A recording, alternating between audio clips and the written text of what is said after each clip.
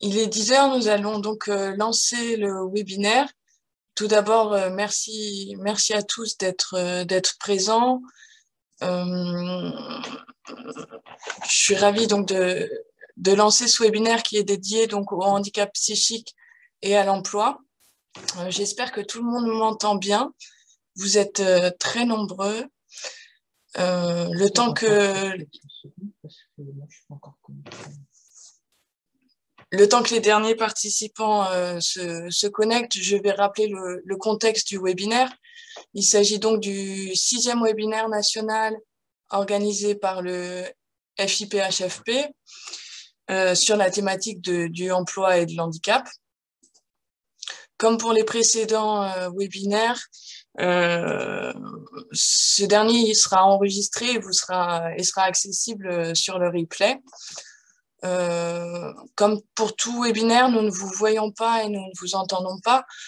Par contre, vous avez donc la possibilité de poser vos questions-réponses par le biais du chat.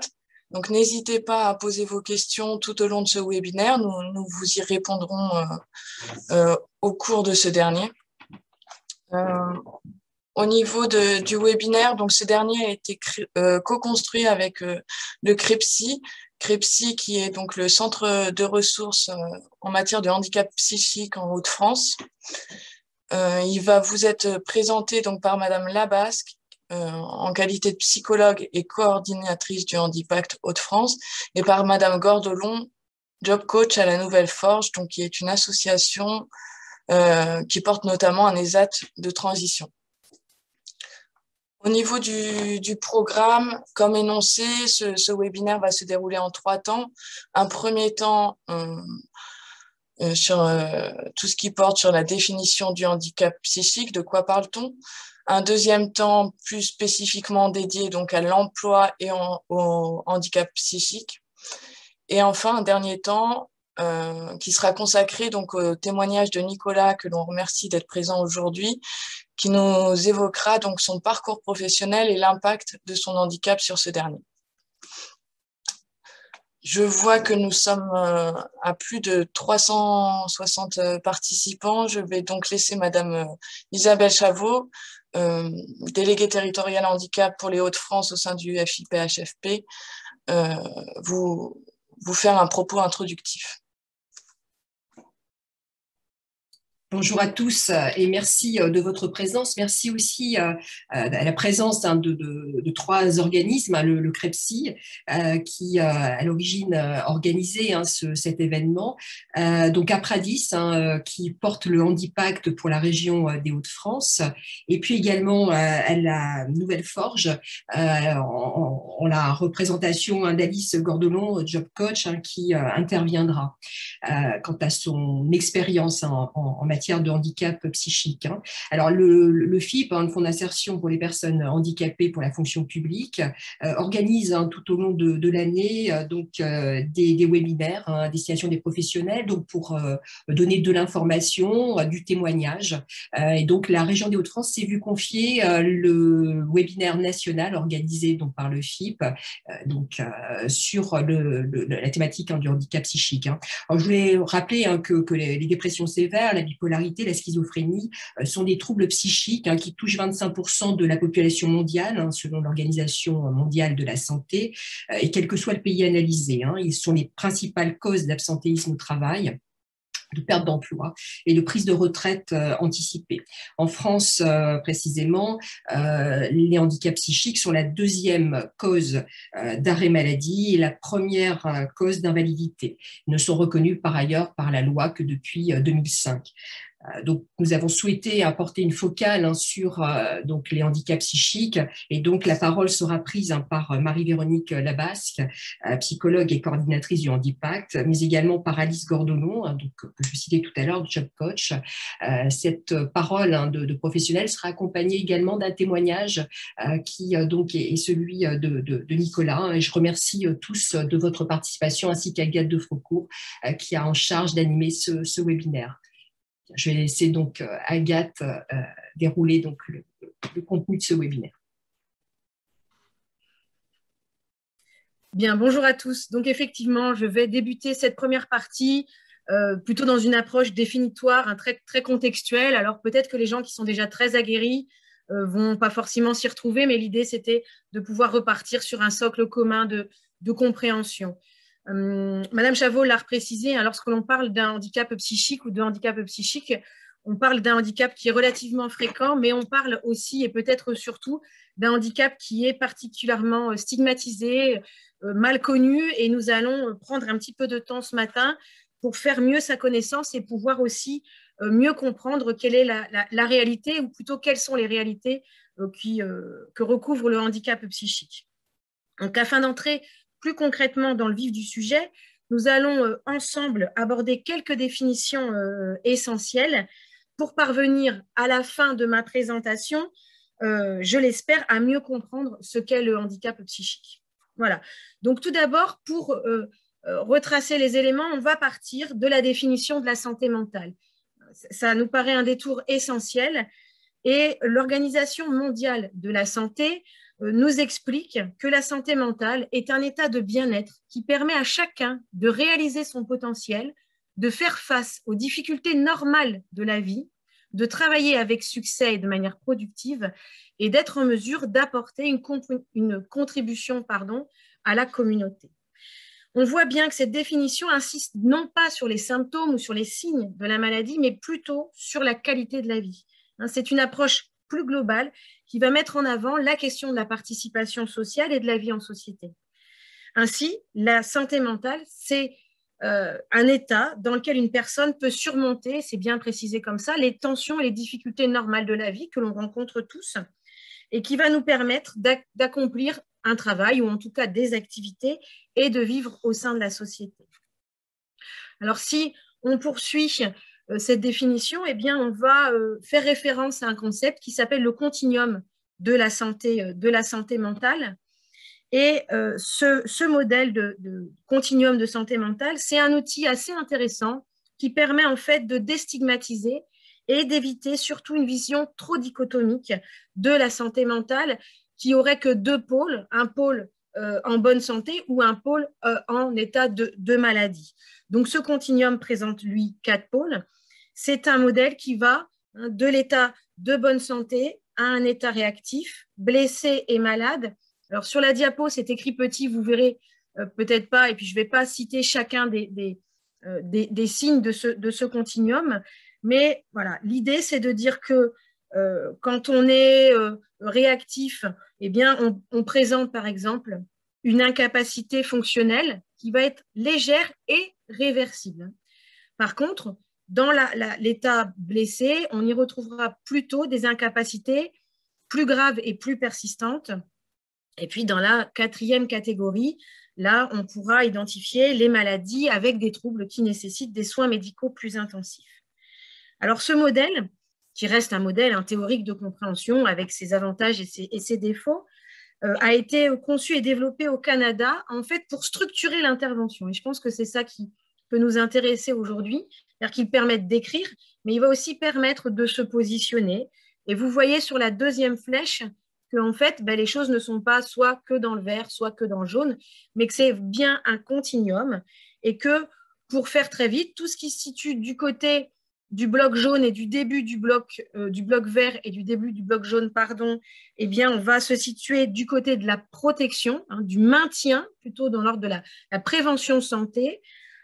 Tout ce qui est jaune, début de l'orangé, sera du côté de la détection et de la nécessité donc de pouvoir intervenir en identifiant ce qui peut se passer chez les personnes avec qui on va être en contact, alors que ce continuum, lorsqu'il se situe plutôt dans la partie orangée et rouge, on sera plutôt du côté du soutien nécessaire à apporter aux personnes. Voilà.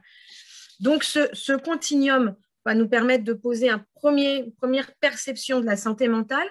Et puis, si on continue encore sur cette approche définitoire, on va s'appuyer maintenant sur une autre approche, qui est une approche théorique et pratique, qui permet de prendre en compte les différents facteurs qui peuvent être à l'origine de troubles psychiques. Donc, c'est encore une fois un modèle, vous voyez, qui se caractérise par 3 bulles. Souvent, ce qui est intéressant dans ces modèles-là, c'est ce qui va se situer à l'intersection des différents espaces, mais on voit bien que selon ce modèle qui a été développé par un médecin dans le courant du XXe siècle, va nous permettre de penser les troubles psychiques par des facteurs, enfin l'apparition de troubles psychiques, soit par des facteurs psychologiques, biologiques ou socioculturels. Si on prend les facteurs psychologiques, eh bien, on va y retrouver ici tous les facteurs qui sont liés à l'histoire de vie de la personne, c'est-à-dire aux événements qui ont marqué son enfance, son adolescence, sa vie d'adulte, et qui vont peut-être avoir entraîné des fragilités, voire une vulnérabilité. Les facteurs biologiques, eux, vont regrouper tous les facteurs qui vont se situer du côté de la génétique ou autour d'événements avant ou pendant la naissance, ou encore tous les facteurs liés au fonctionnement de l'organisme, notamment des transmissions de messages nerveux, etc.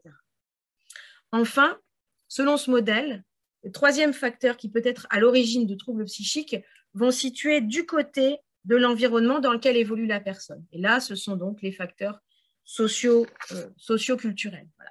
Donc, l'idée de ce modèle, c'est bien de comprendre qu'il peut y avoir le trouble psychique peut survenir plutôt pour des raisons psychologiques, plutôt pour des raisons biologiques, plutôt pour des raisons environnementales, mais que maintenant, c'est souvent à l'interstice de tout ça que les causes peuvent être identifiées.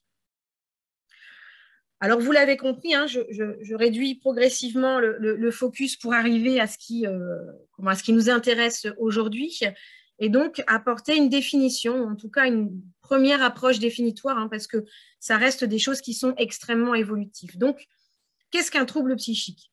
Peut-être revenir d'abord sur le fait que la dénomination des maladies mentales ont évolué dans le temps et qu'elles évolueront certainement encore et qu'en plus, elles évoluent aussi selon le contexte socioculturel dans lequel on évolue. Donc, actuellement, il y a un consensus dans les pays occidentaux pour dire que la notion de trouble psychique est celle que l'on va utiliser pour nommer les maladies qui vont affecter le psychisme et donc le fonctionnement psychologique. Les troubles psychiques se réfèrent à des classifications, hein, donc il y a des classifications qui vont catégoriser les troubles psychiques en fonction de deux grandes catégories qui sont du vocabulaire qui sont entrés dans le langage courant, donc avec des troubles qui se situent plutôt dans une classification de névrose ou plutôt du côté de la psychose. Je dirais que ce qui est intéressant surtout, c'est de bien avoir en tête qu'on va ici tenter de classer, de catégoriser des troubles qui vont être de nature complètement variable, de durée également variable et qui sont plus ou moins intenses. Comme toutes les catégories, je le disais aussi tout à l'heure, ça a les avantages et ses inconvénients, mais ça permet de comprendre et à la fois, des fois, c'est un petit peu restrictif. En tout cas, si l'on décortique doucement ce que sont les troubles psychiques, eh bien, on va pouvoir identifier 5 grands types de troubles qui se situent plutôt du côté de la névrose. Donc, les troubles de l'humeur. Un trouble de l'humeur est diagnostiqué lorsque la tristesse ou au contraire l'exaltation va être excessivement intense, sans raison apparente. Je pense que c'est surtout ça qui est important, puisque notre humeur fluctue, il n'y a aucun problème, avec des épisodes plutôt d'exaltation, de joie ou d'euphorie, ou plutôt des fois d'intensité basse, avec de la tristesse, avec de l'anxiété. Mais voilà, là, le trouble de l'humeur sera diagnostiqué, le diagnostic sera posé si cette humeur et cette fluctuation de l'humeur est sans raison apparente ou qu'elle est inadaptée au contexte de vie de la personne. Voilà. Alors là, on est sur des éléments qui sont aussi rentrés dans le langage courant, à la dépression. Donc là, on est plutôt du côté des symptômes de tristesse, d'anxiété, de sentiment de culpabilité, qui peut entraîner aussi des troubles du sommeil, des troubles de l'alimentation. Les troubles bipolaires, eux, vont se définir par une succession d'épisodes maniaques, donc euphorie, exaltation et d'épisodes dépressifs. Voilà. Il y a des troubles bipolaires, le médecin va diagnostiquer ça lorsqu'effectivement il y a une succession d'épisodes. Concernant les troubles anxieux, eh bien, les troubles anxieux vont se caractériser par le fait de présenter plusieurs formes d'anxiété, comme son nom l'indique, ou de peur. Et donc, dans cette catégorie des troubles anxieux, on va aussi y trouver eh bien, des maladies qu'on connaît bien et qui sont aussi rentrées dans le langage courant, donc avec la phobie. Encore une fois, la phobie ne concerne pas les petites peurs du quotidien qu'on peut avoir, mais plutôt des peurs qui peuvent être démesurées et qui sont le plus souvent, en tout cas, irraisonnées et irrationnelles. Ça va être la peur d'une situation ou d'un objet contre laquelle la personne va avoir beaucoup de difficultés à lutter. Les troubles obsessionnels compulsifs, qu'on appelle souvent les TOC, se caractérisent par deux dimensions. La dimension obsessionnelle, donc là on est du côté dans les obsessions de l'apparition de pensées qui vont être intrusives et contre lesquelles on ne va pas réussir à lutter. Les pensées vont s'imposer à la personne, alors que la compulsion se situe du côté de l'agir. Et c'est là où ce sera plutôt des actes qui vont s'imposer à la personne via des comportements ritualisés et répétés, et qui, encore une fois, sont envahissants et irrépressibles. La personne a du mal à ne pas avoir ce type de comportement ou ce type de pensée. Les troubles de la personnalité seront diagnostiqués, en tout cas ce diagnostic sera posé quand on rencontrera chez une personne des traits de personnalité qui se rigidifient. On a tous des traits de personnalité. Le diagnostic est posé quand ces traits deviennent extrêmement rigides et qu'ils vont entraîner. Et c'est ça, finalement, l'essentiel de ce qu'on va essayer de voir ce matin, c'est qu'en fait, ce qui est important, c'est quand les éléments, les symptômes deviennent source de souffrance psychique ou qui vont entraîner des dysfonctionnements dans la vie de tous les jours. Voilà. Alors, sans rentrer toujours dans les détails, mais les personnalités borderline vont plutôt se caractériser par une impulsivité majeure et une grande instabilité dans les émotions, les relations interpersonnelles, dans l'image de soi. Voilà. Pour faire très vite et encore une fois à grands traits.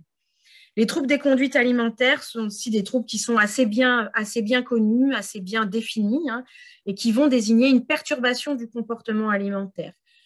Le comportement alimentaire va être identifié comme anormal, quand il va non seulement différer des pratiques habituelles socioculturelles de la personne, mais surtout lorsque ces pratiques alimentaires vont avoir des répercussions négatives sur sa santé et sur la santé physique et mentale de la personne qui présentera certains troubles qui peuvent se situer du côté de l'hypo, l'anorexie mentale, ou plutôt du côté de l'hyper avec la question de symptômes boulimiques. Enfin, pour terminer sur la présentation des troubles qui sont plutôt catégorisés du côté de la névrose, il y a tous les troubles de l'addiction et qui vont être liés à une consommation de substances qui vont entraîner, la consommation qui va entraîner une dépendance. La plupart du temps, on va plutôt parler de substances psychoactives, par exemple de drogue, de cannabis, d'alcool, dans la mesure où ces substances modifient le fonctionnement mental. Un psychoactif, c'est ça, qui a une action sur le psychisme, mais on va aussi y situer, par exemple, les dépendances aux jeux qui sont de plus en plus définies et caractérisées. Voilà. C'est présenté en rouge dans le diapo, donc effectivement, ces troubles-là sont en général présentés par des personnes qui ont conscience des troubles qui se manifestent chez eux et il n'y a généralement pas de rupture avec la réalité. La personne continue d'évoluer dans son environnement normal et a finalement des interprétations relativement justes de son environnement et de son fonctionnement. Je dirais entre guillemets par opposition aux maladies qui vont être classées, catégorisées du côté de la psychose, puisque là, bien souvent, c'est encore une fois dessiné à grands traits, les personnes n'ont pas ou peu conscience des troubles qui existent, qui se manifestent, et il peut y avoir une perte de lien avec la réalité. C'est-à-dire que la réalité est interprétée différemment que la manière dont elle est probablement réellement vécue. Alors, dans la psychose, on va y mettre, c'est un terme extrêmement générique, qui va désigner des troubles qui vont justement se situer du côté de cette perte de contact avec la réalité. Donc, 3 exemples sont donnés aujourd'hui dans le PowerPoint. Le trouble du spectre schizophrénique. Alors, l'idée là, c'est bien de pouvoir montrer qu'à l'intérieur de ce qu'on a pu définir comme étant la schizophrénie, il y a énormément de symptômes très différents. Peut-être juste pour avoir un repère et un vocabulaire commun, se dire que la schizophrénie est une maladie chronique qui va être caractérisée par un ensemble de symptômes très différents les uns des autres. Certains sont extrêmement impressionnants quand on ne les connaît pas ou peu, parce qu'on va se situer du côté des délires ou des hallucinations, des pensées ou des sons qui vont prendre un petit peu le pouvoir sur le fonctionnement psychique. Et d'autres symptômes qui vont être, eux, plus invalidants dans la vie de tous les jours, avec la possibilité d'entraîner un retrait social ou des difficultés cognitives, donc le fait d'avoir moins d'intérêt, moins de volonté, de moins communiquer avec l'extérieur.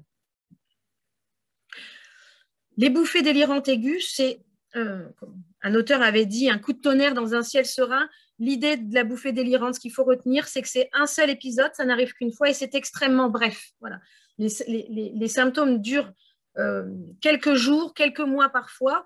Par contre, si jamais ça revient, eh bien, le diagnostic ne sera plus celui d'une bouffée délirante aiguë, puisque ça ne peut arriver qu'une fois. Mais donc, si ça revient et si ça devient chronique, on se situera probablement du côté de la schizophrénie ou de la paranoïa, qui est le dernier exemple qu'on vous donne aujourd'hui.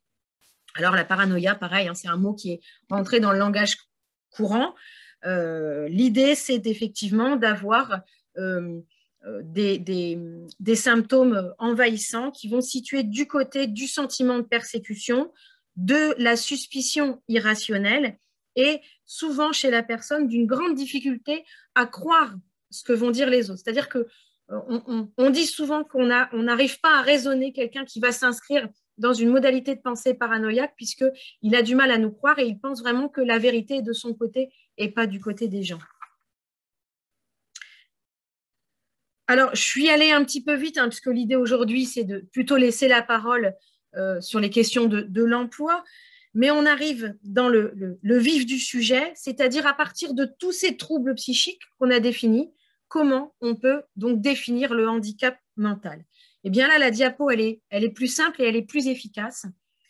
Et ça nous amène à dire qu'on va parler de handicap psychique lorsque l'on va aborder chaque conséquence des troubles psychiques qui ont été définis préalablement. Autrement dit, le handicap, c'est la rencontre entre un trouble ou des troubles psychiques et une situation à vivre. J'ai toujours un exemple qui n'est pas du côté de la santé mentale, mais qui situe dans une autre sphère pour faire le parallèle. Voilà. Si jamais on est allergique aux crevettes, si on travaille dans un bureau, cette situation ne va pas du tout être handicapante parce que vous ne serez jamais confronté à le produit qui génère chez vous une allergie. Par contre, si jamais vous travaillez dans une poissonnerie, vous voyez bien que votre trouble va entraîner un handicap qui aura un impact, là, notamment sur mon exemple, sur la sphère professionnelle. Donc, tous les troubles ne sont pas forcément handicapants. Quand on rentre sur la question de la répercussion du trouble ou des troubles psychiques, je ne vais pas commenter toute la diapo, je la trouve relativement explicite. Donc, vous avez au milieu eh bien, les signes, les symptômes, les manifestations extérieures ou internes psychiques d'un trouble psychique et en effet de miroir, quel type de répercussions ça peut avoir sur les actes de la vie quotidienne, c'est-à-dire sur votre vie, sur la vie de la personne dans son quotidien et sur les possibles manifestations sur le lieu de travail. Donc, on voit bien que les répercussions sont nombreuses et qu'elles ne peuvent pas être toutes identifiées aujourd'hui. L'idée, c'est de se donner une idée un petit peu de quelles conséquences le fait de présenter un ou des troubles psychiques peut avoir sur la vie de la personne et notamment sur sa vie professionnelle. Si on essaye de déterminer, pour se décaler tout doucement vers la conclusion de cette approche définitoire, si on devait redéfinir quelles sont les grandes particularités du handicap psychique. Ce qu'il y avait à retenir un petit peu dans cette diapo, c'est l'idée qu'il y a une alternance, mais donc une variabilité des états psychiques qui sont rencontrées par la personne. Il y a une altération de la pensée, de l'humeur, du comportement, mais qui ne vont pas forcément être constants au fur et à mesure des moments traversés par la personne.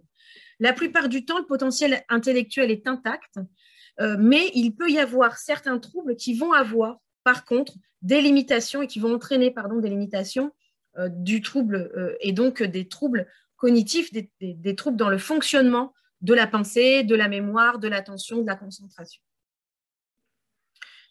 Ce qui est important à retenir aujourd'hui, c'est qu'il faut toujours avoir en tête qu'il peut être très difficile, voire quasiment impossible pour la personne de demander de l'aide. Et ça, bien entendu, dans le quotidien professionnel, c'est extrêmement important à prendre en compte, c'est-à-dire qu'il ne faut pas forcément attendre que la personne vienne à vous, mais plutôt qu'on soit aussi tous dans des situations un petit peu proactives, en capacité d'aller vers elle et d'identifier s'il y a des besoins particuliers. La nécessité d'un suivi médical régulier, vous l'avez compris, hein, les troubles ne guérissent la plupart du temps pas seuls. Il faut qu'il y ait un accompagnement qui va se situer probablement du côté d'un traitement médicamenteux. Et puis enfin, et ça c'est aussi extrêmement important, je pense que vous le savez tous, les situations de handicap sont encore malheureusement très stigmatisées dans la vie de tous les jours, mais ça l'est aussi et peut-être particulièrement pour les personnes qui ont un handicap psychique qui rentre dans la catégorie des handicaps invisibles en plus et qui a malheureusement parfois fait l'objet d'un traitement médiatique pas très heureux et donc il y a encore beaucoup de méconnaissances, beaucoup de craintes et qui entraîne donc de la stigmatisation des personnes qui présentent ce type de handicap. Alors, on l'a dit, est-ce que tous les troubles psychiques entraînent un handicap? Non. Cependant, depuis la loi de février 2005, alors cette loi, elle a un nom très long, je vous le donne quand même, la loi pour l'égalité des droits, des chances, la participation et la citoyenneté des personnes en situation de handicap. Eh bien, en fait, c'est uniquement depuis cette loi-là que le handicap psychique est reconnu comme un handicap aux côtés d'autres handicaps qui étaient déjà plus identifiés, plus définis, le handicap moteur, le handicap intellectuel, les handicaps sensoriels. Voilà, donc c'est cette loi-là qui introduit pour la première fois le fait que les troubles psychiques engendraient des situations qui pouvaient être invalidantes. Donc, ce qui est intéressant dans cela, c'est bien que tous les troubles psychiques ne sont pas invalidants, c'est bien réécrit, hein, ce sont leur intensité, le degré et la répétition qui vont traduire un handicap et qui vont donc pénaliser la personne dans son intégration sociale et professionnelle. La personne n'est donc pas handicapée psychique en tant que telle. Elle est en situation de handicap psychique lorsque les conséquences de ces troubles entrent en résonance avec un environnement qui ne va pas être en capacité de s'adapter à la particularité des troubles. Voilà un petit peu pour cette première partie de définition. Avant de conclure et de passer la parole à Alice, il était aussi important pour nous, pour faire la transition entre cette approche définitoire et l'évocation de l'emploi des personnes en situation de handicap psychique, de prendre juste quelques secondes sur la constellation d'acteurs qui peuvent accompagner les personnes en situation de handicap. Alors, constellation, certes, mais complémentarité. Voilà. Donc, on a tracé une ligne de vie qui permet de comprendre que la personne évolue tout au long de son parcours de vie et qu'elle va pouvoir rencontrer tout au long de sa vie, tout au long de son parcours, différents acteurs. Alors, ça peut paraître beaucoup, ça peut paraître complexe, même si aujourd'hui, on se centre sur les questions de l'emploi, l'idée était vraiment de ne pas oublier toutes les autres dimensions d'une personne. Une personne n'est pas uniquement quelqu'un qui va au travail et donc il va pouvoir faire appel à des acteurs qui vont ensuite s'inscrire dans une complémentarité. Alors, on l'a schématisé un petit peu différemment, mais les deux diapos vont dans le même sens, c'est que vivre avec un handicap psychique nécessite un accompagnement médico-social et cet accompagnement médico-social va se situer à la fois du côté du travail, on va en parler tout de suite, du côté des services spécialisés dans l'accompagnement, Donc, on est plutôt à droite de la diapo. Et puis, des services qui vont se spécialiser, eux, du côté de l'hébergement. Alors, là, la volonté dans cette diapositive était de pouvoir vous donner des repères concernant les établissements spécialisés. Bien entendu, l'hébergement peut se faire au domicile de la personne sans problème. Donc, ces différents acteurs-là vont se spécialiser et vont se spécialiser dans une forme d'accompagnement suite, c'est bien au cœur de la diapo, à la notification de la maison départementale pour les personnes handicapées, afin que chaque acteur sache comment accompagner au mieux la personne en situation de handicap au regard de ses besoins et pas uniquement au regard de l'offre existante sur un territoire. Chacun de ces acteurs doit être en capacité de s'adapter pour prendre en charge au mieux, pour accueillir et accompagner au mieux la personne au regard de ses envies et de ses besoins. Voilà. J'espère que je ne suis pas allée trop vite sur toutes ces questions. Et puis, bien entendu, le diaporama sera revisionnable, donc vous aurez d'autres éléments. Merci beaucoup et je passe la parole à Alice Gordolon. Merci et bonjour à tous. Donc, moi, c'est Alice Gordolon. Je suis job coach pour un ESAT de transition et je fais également partie du dispositif emploi accompagné. Alors, pour expliquer un petit peu job coach, terme américain, mais en fait, j'accompagne au quotidien les personnes souffrant d'un handicap psychique vers et dans l'emploi. Et l'idée est de pouvoir sécuriser en fait leur parcours professionnel. Et donc, ils bénéficient d'un accompagnement sur mesure. Et voilà, donc après, on va pouvoir parler un petit peu des troubles psychiques et de l'emploi et de ce qu'on peut rencontrer et des aménagements.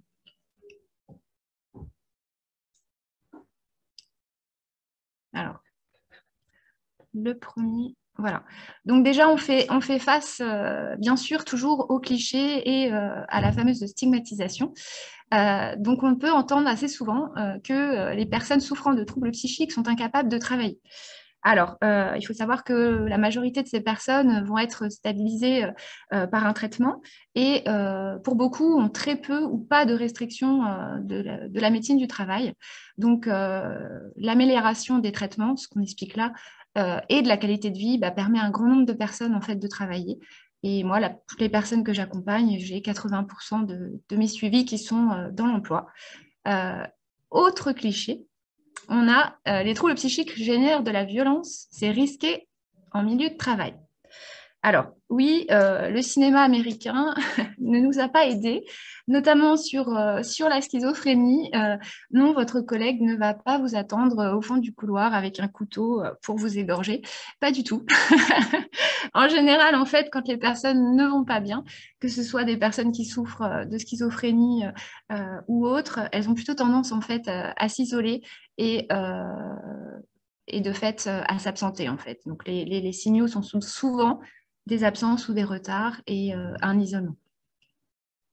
Voilà, donc il n'y a pas de corrélation, c'est ce qu'on disait aussi, entre le diagnostic et un passage à l'acte violent. Pas du tout même. Alors, quelques chiffres. Il faut savoir qu'en France, c'est la première cause d'invalidité, le handicap psychique. La deuxième cause d'arrêt de travail, donc ça, on a tous entendu parler du surmenage, du burn-out. Et voilà, beaucoup de personnes s'arrêtent effectivement suite à un épisode assez stressant dans leur milieu et dans l'emploi. Et il faut savoir que 20% de la population souffre de troubles psychiques en Europe, ce qui est quand même assez énorme si on devait parler en nombre. Et plus de 60% sont en emploi, donc voilà, moi j'en suis aussi la preuve puisque effectivement j'accompagne des personnes qui travaillent, donc il n'y a pas forcément de corrélation.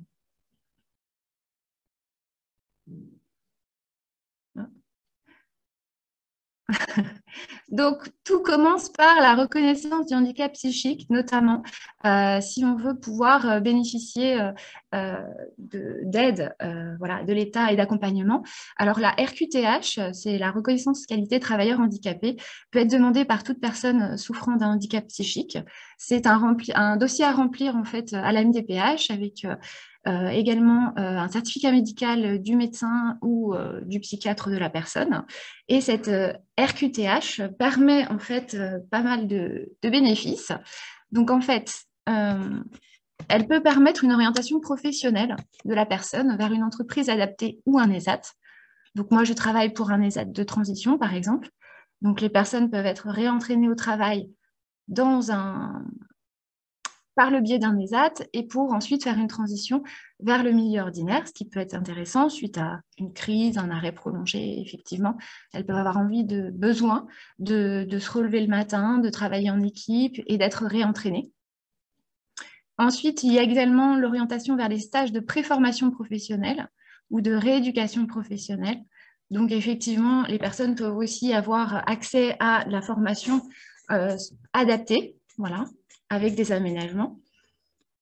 Il y a aussi le soutien du réseau de placement spécialisé par Cap Emploi. Donc, effectivement, il y a aussi la possibilité d'être accompagné par Cap Emploi, notamment dans sa recherche d'emploi, mais aussi par rapport à des aménagements de poste, à un suivi ergo pour aménager aussi le poste aussi, parce que parfois le bruit, les personnes peuvent être sensibles à certaines choses, il peut y avoir certains aménagements possibles pour la personne. Et ensuite, le possible recours aux aides du FIP, là en l'occurrence, qui sont assez nombreuses, notamment sur les transports, une aide au transport.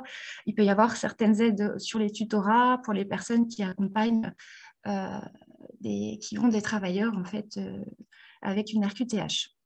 Et évidemment, on peut remplir aussi l'obligation d'emploi, donc la fameuse OETH, où les entreprises ont besoin, ont une obligation d'emploi de personnes en situation de handicap. Et donc, ça leur permet de rentrer un petit peu dans leur quota. Et donc, cette RQTH, elle est quand même intéressante à tout point de vue. Pour l'emploi également, l'emploi accompagné également, oui. Alors, un cas concret pour une situation d'handicap psychique au travail. Alors, on a Madame M qui est secrétaire, qui souffre de dépression, qui a de fortes angoisses récurrentes. Alors, ces troubles, ils vont avoir un impact sur sa capacité à trouver la force de se lever le matin. Donc, du coup, elle va pas arriver à l'heure au travail le matin. Et la vie en équipe devient plus difficile. Les autres collègues lui font des remarques et elle va s'isoler. Donc là, pour cette personne-là, on peut dire qu'il y a quand même un facteur de risque. C'est que on peut demander à cette personne, par exemple, de travailler en équipe sans la préparer au préalable, ce qui va être très compliqué pour elle, puisqu'on a vu tout à l'heure qu'effectivement, il pouvait y avoir le sommeil peut être assez impacté aussi sur les personnes qui souffrent de troubles psychiques. Et les troubles du sommeil, malheureusement, peuvent aussi générer des difficultés à se lever le matin. Et si on ne prépare pas une personne et qu'on va lui dire demain, tu passes à 5 heures du matin, ça va être très compliqué pour elle de s'adapter. Donc après, il y a des solutions possibles. Mais le mieux, ça reste quand même de pouvoir lui proposer un aménagement horaire de son poste. Alors, j'ai toutes les questions qui arrivent. Alors ensuite, au niveau personnel, la personne peut se dire je ne sais pas m'adapter au changement de rythme de travail et du coup culpabiliser, rentrer un peu plus dans cette dimension de dépression. Et dans ce cas-là, l'idée serait quand même qu'elle puisse aller demander de l'aide et savoir formuler de l'aide. Parce qu'il faut savoir que les personnes, globalement, ont quand même une difficulté à demander de l'aide et n'arrivent pas à communiquer avec les équipes et parfois ont tendance à se replier sur elles-mêmes. Voilà. Donc ensuite, on a un autre exemple. Alors, Monsieur D, qui travaille dans les espaces verts et qui a des troubles psychotiques. Donc, ces troubles vont impacter sur sa concentration. Alors, vous allez le retrouver qui souffle régulièrement dans le vide avec sa souffleuse au lieu de souffler sur les feuilles mortes. Et de fait, il n'arrive pas à réaliser cette tâche selon la procédure écrite. Donc, effectivement, Monsieur D souffle... Ah ne souffre souffre, je vais y arriver, de troubles psychotiques qui fait qu'il peut avoir quelques absences et notamment se déconcentrer dans son travail. Donc l'idée, ce serait de pouvoir proposer à ce monsieur de faire partie d'objectifs de groupe et non d'objectifs personnels, puisqu'effectivement, lui donner un temps limité pour réaliser sa soufflerie peut être compliqué pour lui. Et la personne va aussi se dire qu'elle peut fatiguer vite si elle reste trop longtemps concentrée sur une même tâche. Donc l'idée, ce serait peut-être effectivement d'alterner des tâches avec une attention soutenue et des tâches avec une attention moins soutenue, ce qui permettrait à la personne de se concentrer plus facilement. Voilà un exemple. Alors, dans un cadre professionnel, l'accompagnement professionnel, donc la personne ne se résume pas à la maladie. Effectivement, on a tous entendu parler, oui, de la secrétaire, mais tu sais, Hélène, tu sais, la dépressive. Bon, ça, par exemple, c'est très compliqué pour la personne, parce que les personnes s'en rendent compte aussi, savent très bien qu'elles vont être aussi définies par leur handicap. Ça peut être très compliqué pour elles. Donc, oui, la personne ne se résume pas effectivement à la maladie. Il faut réfléchir à comment les symptômes vont venir s'intégrer dans le travail. Certaines capacités peuvent être modifiées, l'autonomie, les capacités cognitives, l'apprentissage, mais pas forcément dues à la maladie. Alors, il faut se poser la question de ce qui est dû de ce qu'il est possible de faire avec la personne, quels sont ses points forts et ses points faibles. Donc, on va aussi travailler sur la question de l'empowerment, où en fait la personne, on va travailler sur ses ressources, sur sa motivation, sur ses vraies compétences et sur toute la partie positive. Et effectivement, essayer de développer vraiment ses vraies compétences et les points faibles, essayer de les analyser pour pouvoir aménager au mieux son poste pour qu'elle soit le moins possible en difficulté, puisque c'est des situations qui rendent les personnes vraiment stressées. Et les facteurs de stress, on sait qu'elles peuvent être assez compliquées.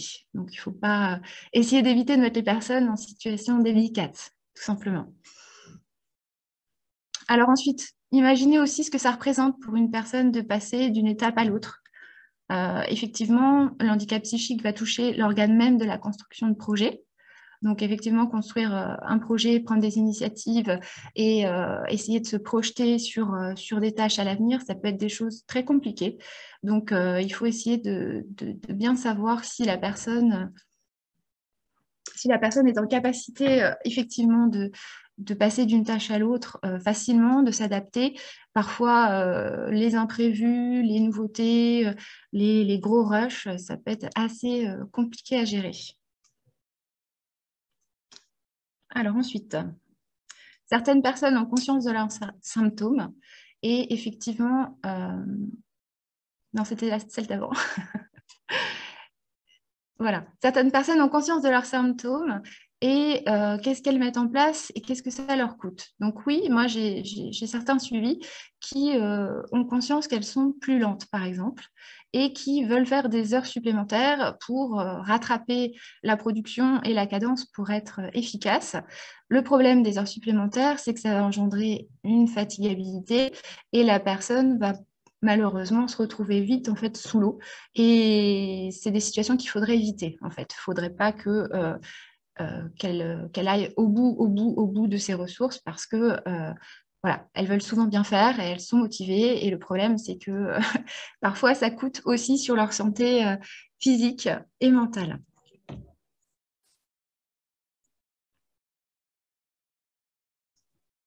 Alors ensuite, dans un cadre professionnel, donc toujours l'accompagnement, donc on part effectivement des souhaits de la personne et des ressources mobilisables. Donc on va vraiment travailler sur sa motivation. Elle est au cœur de son projet. C'est elle qui va un petit peu mettre en place les choses. Moi, j'accompagne dans le cadre de l'emploi accompagné ou là de les aides de transition, mais effectivement, c'est la personne qui est au centre de son projet.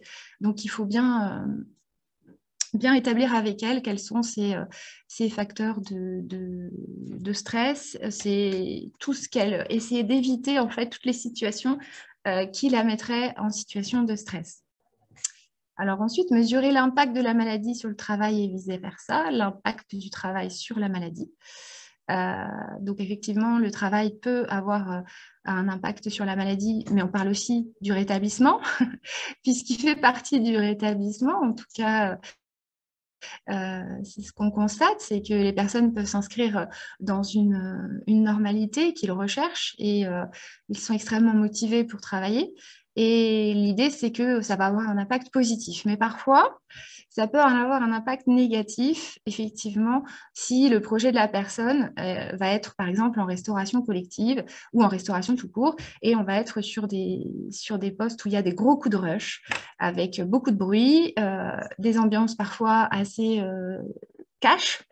Et là, pour le coup, ça va être très compliqué pour elles puisque tout ce qui est facteur de stress va malheureusement les mettre en situation difficile.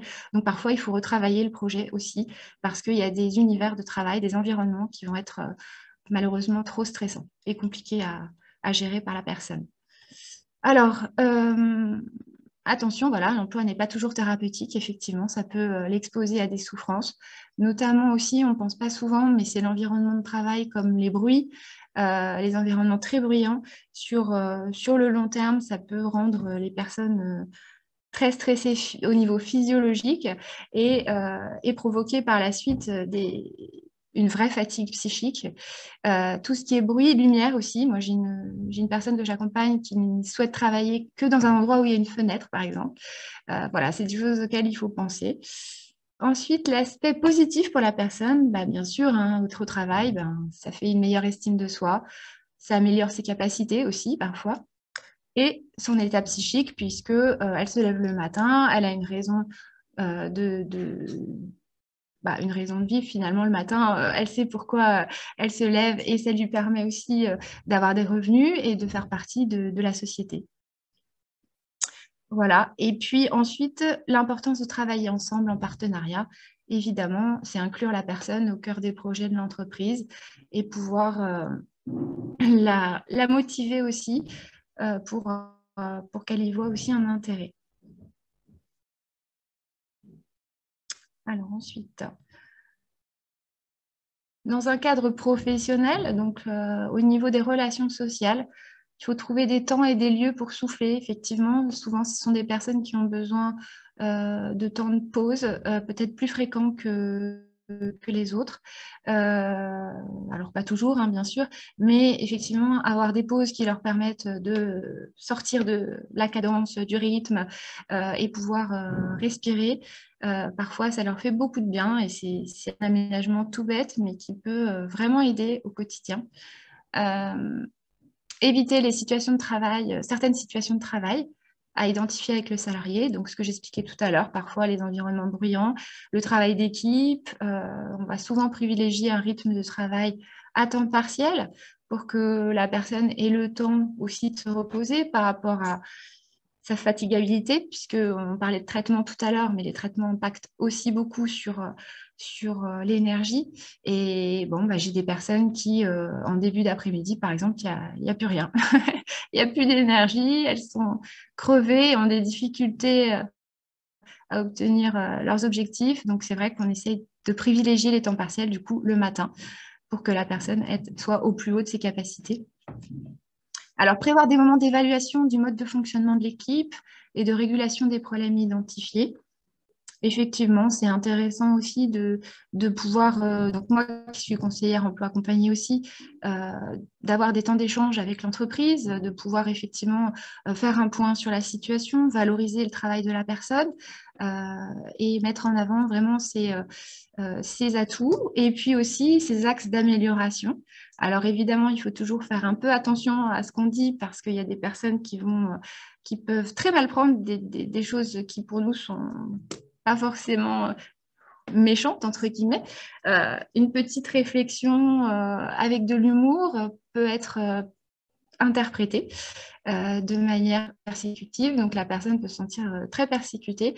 Et parfois, voilà, il faut faire attention aussi quand on va recadrer la personne sur des axes d'amélioration ou si elle fait des erreurs, faire attention à son discours toujours avoir un discours bienveillant et faire attention à tout ce qui est second degré, humour, qui peut être mal interprété, en fait, tout simplement.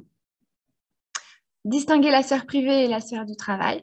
Donc, effectivement, souvent, les personnes vont ramener aussi leurs difficultés personnelles au travail.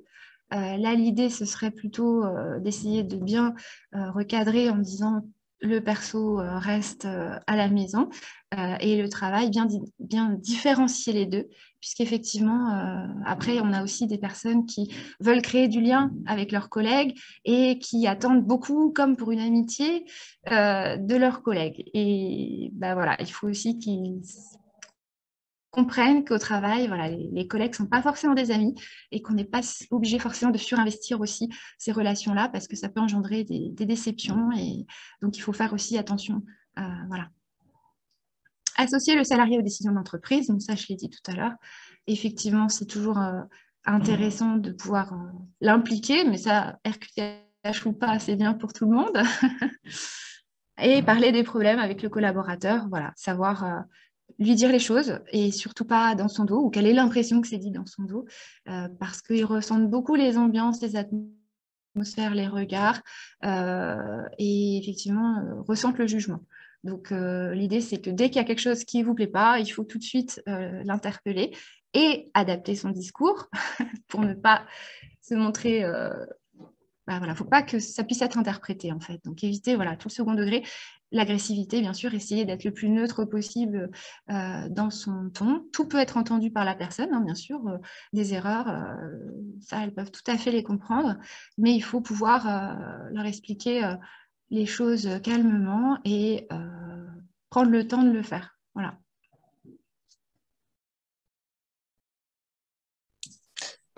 Merci, Madame Gordolon. Je me permets d'intervenir parce que nous avons de nombreuses questions sur le dispositif emploi accompagné. Oui. Dans la question-réponse, donc on nous évoque le fait que ça soit un dispositif intéressant, que cependant il y a des difficultés pour obtenir une orientation MDPH. Avez-vous des conseils? C'est la question, une des questions Alors, posées. tout est en train de changer à ce niveau-là. C'était extrêmement long. Effectivement, une orientation ESAT ou une orientation emploi accompagné pouvait prendre 8 mois, en tout cas dans ma région. Je ne sais pas pour les autres régions, parce qu'effectivement, les MDPH, c'est départemental, donc ça dépend effectivement de la réactivité. Mais déjà, nous, dans l'Oise, c'était très long. Mais c'est en train de changer. C'est-à-dire que ces orientations vont être délivrées par la suite maintenant assez directement et par le Cap emploi, par les services publics de l'emploi. Donc, toute cette partie longueur administrative extrême va être raccourcie dans les prochains mois, voire en 2022. On pourra avoir une orientation très rapidement. C'est plus la RQTH qui met le plus de temps. Là, on reste sur les délais MDPH. Donc, chez nous, ça va être effectivement 8 mois pour avoir sa RQTH. C'est plus cette reconnaissance qui est longue à obtenir. Mais en revanche, l'emploi accompagné, si la RQTH est déjà là, maintenant, c'est censé aller plus vite. Donc, il ne faut pas hésiter à la faire rapidement, en tout cas, s'il y en a besoin. Au niveau du chat, ce qui est évoqué, c'est surtout la difficulté donc, de reconnaissance par les MDPH, donc de mobiliser l'emploi accompagné pour les troubles psychiques. C'est ce qui est remonté. Je ne sais pas si vous avez un... C'est ça, effectivement, c'est la longueur administrative, c'est ça. C'est le dossier pour la RQTH. C'est le plus long, celui qu'il faut remplir avec un médecin et qui va prendre 8 mois. Et il peut y avoir effectivement, pendant ce temps-là, la personne peut être en rupture de parcours, en attente de leur dossier et de la reconnaissance. Mais le problème, c'est que moi, voilà. Malheureusement, il y aurait quelque chose à faire à ce niveau-là aussi, qu'on puisse un peu faire bouger les choses, mais c'est très, très long pour obtenir sa RQTH. Pour l'emploi accompagné, normalement, c'est rapide maintenant. Pour l'orientation, une fois qu'on a la RQTH. En revanche, les services emploi accompagné restent des dispositifs assez récents et tout dépend du nombre de conseillers que vous avez dans la région, du nombre de dispositifs dans votre région. Et effectivement, certains ont des listes d'attente en plus, puisque c'est un accompagnement sur mesure. Donc, les personnes, on les garde sans limite de fin dans notre dispositif. Donc, voilà, on parle à peu près de 20 à 20 personnes suivies par conseiller. Donc, effectivement, tant qu'il n'y a pas de sortie du dispositif, on ne peut pas faire rentrer une nouvelle personne. Donc, il peut y avoir aussi pour certaines régions des listes d'attente. Donc, après, voilà, il faut persévérer et essayer d'être patient, malheureusement, Merci. de ce côté-là. Merci. On a une autre question. Conseiller mobilité carrière en fonction publique de l'État. Je pressens un trouble psychique chez un agent que j'accompagne. Vers quel bon acteur l'orienter? Et surtout, comment s'y prendre sans heurter l'agent par crainte d'accroître son trouble? Vous avez... Alors après, l'idée serait effectivement de pouvoir recevoir la personne avec aussi la médecine du travail. Alors peut-être pas dans un premier temps avec la médecine du travail parce qu'elle peut se sentir persécutée, dire ouh là là, qu'est-ce qui se passe, la recevoir dans un premier temps, lui signifier les problèmes de comportement ou voilà les choses que vous avez identifiées dans l'emploi qui pour vous sont inquiétantes et lui expliquer que vous avez peut-être perçu une souffrance et qu'il serait bien qu'il puisse en parler avec la médecine du travail, qu'il puisse la rencontrer et avoir son avis aussi sur la question, lui demander son accord bien sûr, et si la personne est d'accord, ensuite le médecin du travail va l'orienter vers peut-être un psychiatre ou un médecin afin de pouvoir engager son dossier de reconnaissance handicap et qu'il puisse entrer dans une dynamique de soins en fait. Oui, c'est moi. Merci. Je vous laisse continuer. Je l'ai dit, mais je parle doucement parce que Alors, les fameux signaux qui peuvent alerter, justement, on y est. Donc, tous ces signaux, il faut savoir que, bon, on peut tous à un moment donné les présenter. Hein. C'est juste, c'est pas forcément lié à l'handicap psychique, mais ce qui va faire que ça devient un petit peu, où ça va attirer notre attention, c'est que ça va être dans la répétition, en fait. Et dans la durée, ce sont des choses qui vont être assez fréquents, notamment les arrêts de travail fréquents et répétés, beaucoup de retard. La personne va baisser dans sa productivité alors qu'avant, vous voyez qu'il y a vraiment une différence de rythme entre l'avant et l'après.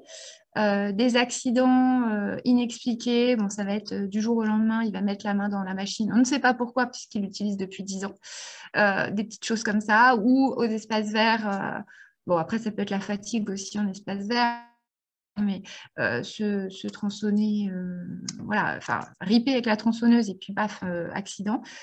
Les indécisions ou les décisions erronées, donc une prise d'initiative curieuse qui fait que c'est pas habituel chez la personne. Un moral en baisse, donc ça, voilà, la personne paraît abattue. On va avoir à l'opposé la surexcitation. Donc là, par exemple, la personne est très agitée du jour au lendemain avec une énergie très haute. Donc là, ça peut paraître étrange, en fait. C'est des signaux qui peuvent vous paraître étranges par rapport à l'avant. Voilà. Ensuite, des relations difficiles ou changements dans les relations avec les collègues ou les clients. Isolement du collaborateur. Donc, effectivement, la familiarité excessive, où du jour au lendemain, il commence à vous tutoyer, à tutoyer ses hiérarchistes qu'il ne faisait pas avant, ou à se montrer extrêmement, entre guillemets, lourd. Voilà. Les gestes déplacés, bon, l'agressivité, les menaces, les pleurs et sanglots. Effectivement, quelqu'un qui pleure, bon, on se doute bien au travail qu'il y a quelque chose qui ne va pas. Une mise en retrait par rapport aux activités collectives. Donc, la personne ne prend plus ses pauses déjeuner avec tout le monde, ne vient plus à la pause café, part rapidement après le travail. Enfin, voilà, il n'y a plus trop d'échanges. Des plaintes fréquentes de fatigue. Voilà, la personne se plaint, je suis fatiguée, a des somnolences au travail, vous la retrouvez à faire beaucoup de siestes, peut-être après la pause déjeuner. Voilà, des plaintes à propos de mots divers. Alors après, il y a aussi des projets grandioses où votre collègue va vous dire qu'il va acheter la dernière Ferrari et là, vous dites, mais comment c'est possible avec son salaire? Enfin, c'est pas... Et son mode de vie, voilà, des choses qui peuvent alerter souvent. Sur les projets grandioses, c'est des achats assez assez important. Et là, on peut se dire c'est pas normal. Ou alors, bien sûr, une suspicion d'addiction, que ce soit alcoolisme ou toxicomanie, où là, vous voyez la personne, effectivement, qui n'est pas dans son état normal. Dans ces cas-là, bien sûr, il faut alerter la médecine du travail quand même, parce que vous travaillez en partenariat avec elle. Quand ces signaux commencent à se répéter. Et voilà, il faut être un petit peu vigilant et en alerte et pouvoir effectivement recevoir la personne au calme, seule, voilà, ou avec son tuteur ou avec une personne ressource dans l'entreprise, lui expliquer voilà, tous ces signaux que vous avez repérés, enfin, ce que j'expliquais tout à l'heure, et pouvoir aller vers la médecine du travail et ensuite l'orienter vers le soin, lui proposer du repos et d'aller voir son médecin, effectivement. En tout cas, pas attendre l'arrêt de travail. Non, c'est bon. Alors, donc l'insertion professionnelle et le maintien d'une personne en situation de handicap psychique dans l'emploi, on a 4 points de vigilance. Donc, le premier, c'est bien connaître la personne, son environnement social et familial. Effectivement, parfois, voilà, des personnes qui sont en instance de divorce ou qui ont des gardes partagées compliquées ou qui sont dans des familles monoparentales ou qui n'ont pas de famille. Enfin voilà, tout l'environnement social et familial peut avoir un impact puisque je vous disais, la sphère privée souvent vient interférer sur la sphère professionnelle. Ensuite, on va s'intéresser aussi à ses compétences, bien sûr, c'est la base pour laquelle la personne elle est recrutée. Ses besoins de compensation. Alors, la compensation, qu'est-ce que c'est? Il y a un handicap, d'accord, mais comment dans l'emploi on peut l'adapter? Et on va essayer de voir avec elle ce dont elle aurait besoin sur son poste de travail en compensation. Donc, ça peut être un environnement calme, bienveillant, pas de situation de stress, la lumière, voilà, des choses qui peuvent être basiques, en fait, mais très importantes. Pas d'open space, des bureaux séparés, voilà. Donc, on travaille bien sûr sur sa motivation, ses souhaits. Ensuite, proposer un poste adapté, donc des réponses adaptées et évolutives. Donc, on a les mi-temps, les temps partiels, bien sûr, que j'expliquais tout à l'heure, qui est vraiment le plus adapté, en tout cas pour les personnes qui ont un traitement assez important, puisqu'il y a une fatigabilité qui est présente, mais aussi parfois sur des postes qui demandent beaucoup de concentration, avec une forte cadence, ça va générer de la fatigabilité aussi et du stress. Et donc, le mi-temps permet aux personnes de se reposer, de se ressourcer et de ne pas être trop confrontées à la pression, en fait, tout simplement. Bien préciser les tâches à effectuer. Alors ça, c'est très important. Découper les tâches, planifier, préparer les personnes à l'avance, les conditionner sur ce qui va se passer. Vous avez un nouveau client, un nouveau chantier qui arrive. Il faut l'expliquer à l'avance. Voilà, on va avoir un nouveau client qui va démarrer à telle date. On va donc s'y rendre de telle façon, sur tels horaires. Vraiment essayer de préparer la personne au mieux au changement, à la nouveauté et aux nouvelles tâches, puisqu'il y a vraiment une angoisse qui peut être présente du changement, de la nouveauté. Un nouveau collègue, par exemple, qui va arriver, un nouveau chef de service. Bien préparer les personnes à ce changement, voilà, parce que ça peut être vraiment source de stress pour elles. Découper les tâches, effectivement, c'est bien aussi de pouvoir séquencer au maximum les choses, expliquer, rassurer, valoriser. Donc là, bien sûr, valoriser, c'est important, mais pas encore que pour les personnes avec RQTH, hein, pour tous les salariés finalement. C'est toujours bien de valoriser le travail de ses collègues et de son équipe et la rassurer quand on peut sentir qu'elle est angoissée, vraiment essayer de la rassurer. Voilà. Il faut être à l'écoute, en fait. Ensuite, accompagner le manager qui va accueillir la personne. Donc ça, c'est mon travail aussi. Hein. Donc, de sensibiliser la personne, alors avec l'accord du travailleur. Moi, je préfère quand même que la personne puisse parler de sa RQTH, sinon mon intervention n'est pas justifiée dans l'entreprise. Mais en tout cas, il faut que la personne puisse parler de son handicap et de ses difficultés. Donc, l'idée, c'est pas de dire bonjour, je suis schizophrène, bien sûr.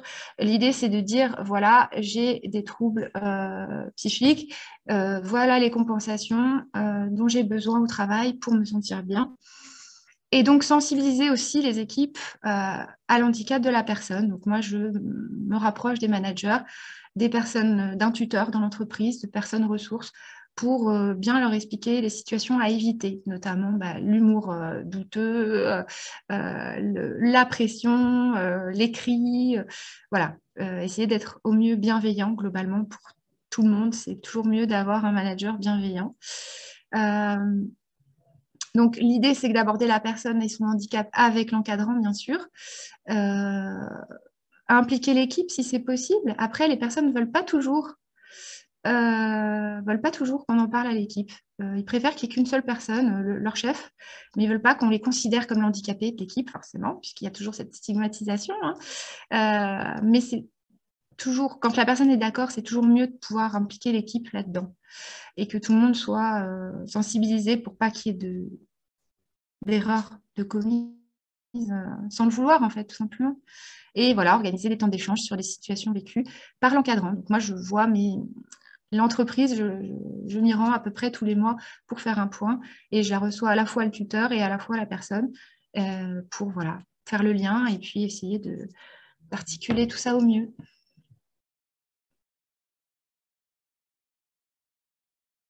Alors, le quatrième point, mettre en place un accompagnement au long cours. Donc, l'accompagnement au long cours, bien sûr, il y a effectivement par le biais de l'emploi accompagné, c'est effectivement du sur-mesure.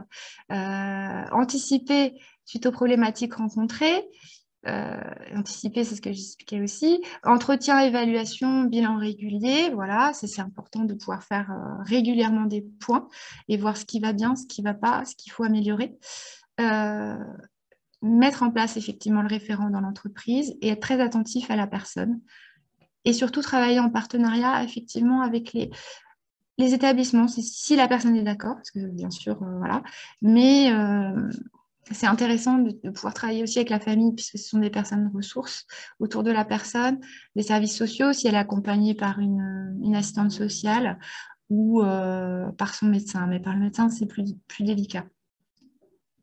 Puisque il y a le secret professionnel et voilà, on peut alerter sur des points, mais il faut vraiment l'accord de votre salarié pour ça. Merci. Je me permets d'intervenir parce qu'il y a de nombreuses questions posées. Du coup, je ne vais pas pouvoir toutes les citer. J'ai essayé de les compacter un maximum.